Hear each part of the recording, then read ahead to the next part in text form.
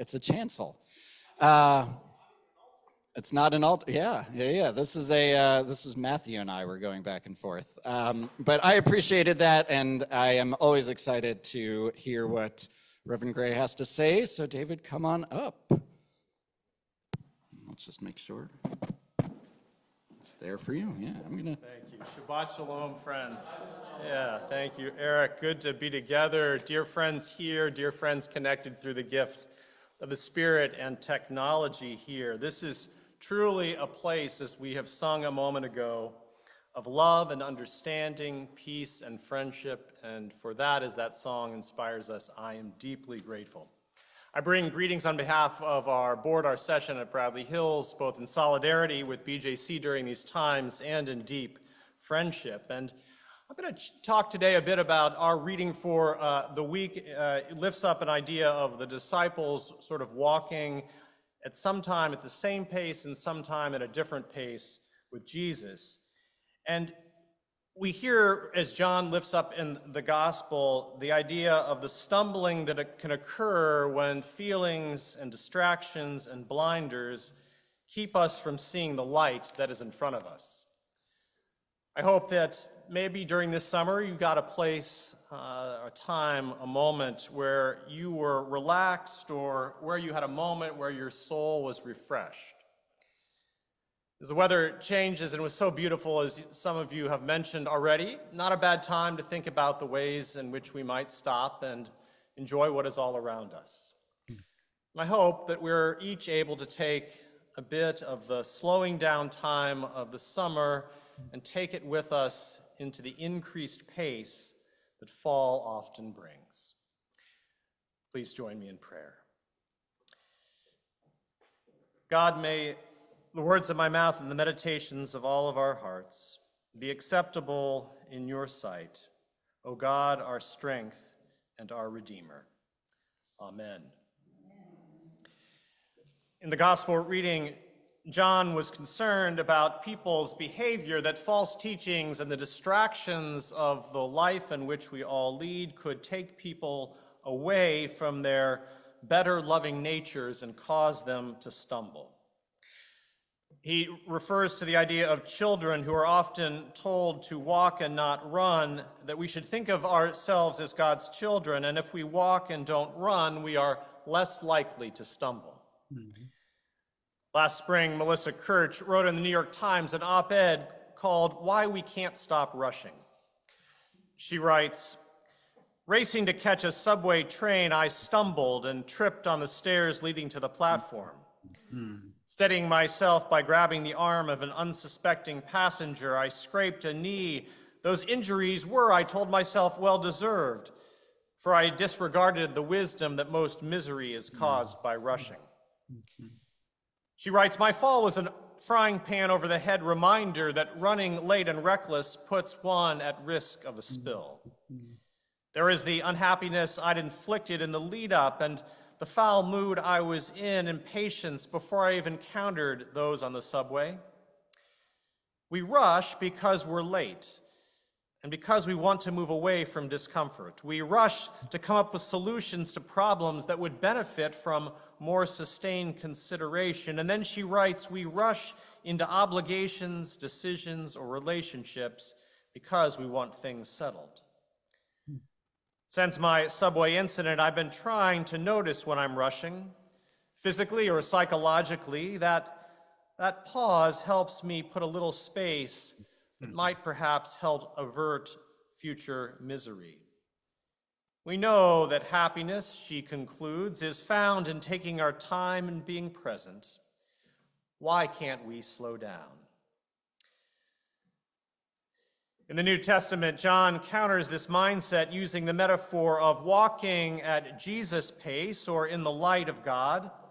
Those who abide and follow God should seek to live out his commandment of walking in the light, remembering with the writer of Ecclesiastes that there is a time for everything. He indicates that darkness is passing and new light is coming, and so we must be aware and notice the changes around us. And so as we go in towards fall, what can you take from this summer? How do you act in response to grace? Do you notice when during the day you are too hasty and what it feels like when you are calm? Where do you most notice the presence of the holy? And when do you appreciate most the truth? Prayer can be the glasses that help us notice what's around us. When we stop and sit and pray, we find the light of the world shining brightest for us. And this is perhaps countercultural in any age, certainly in ours. Commentators have noted that technology, was supposed to make life less busy. Dishwashers, dryers, computers, refrigerators, supposed to be labor-saving devices so that we could work maybe 4 hours a day. But instead, our society has chosen to take things over time.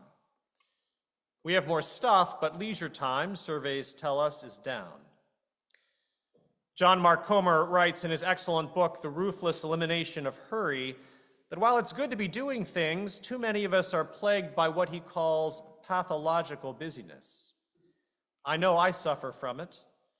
Too much to do, not enough time to do it. We cram it all in, and the only way to do it is to speed up your life so that you're going at a pace that is not only emotionally unhealthy, but, he argues, is incompatible with love. And that is the spiritual problem that the gospel writer John was concerned about. I know that, like Comer, my most unloving moments come when I'm hurried.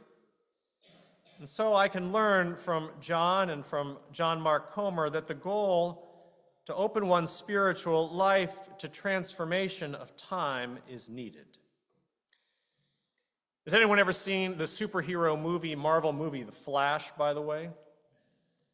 Some of my kids like it. As the name implies, Flash is super fast, and in one scene, he's at a deli ordering a peanut butter and banana sandwich, and he wants it really fast, but the sandwich maker, the barista, says, "You can't rush a good sandwich, dude," which makes the Flash super anxious because he's already late for work and he likes to go fast. But for the sandwich generation, or for any of us, we need to realize that not only was Rome not built in a day, but we can't build a life on speed either. Some of you, Eric knows my wife, Bridget. Bridget and I are two that sometimes like to go for walks.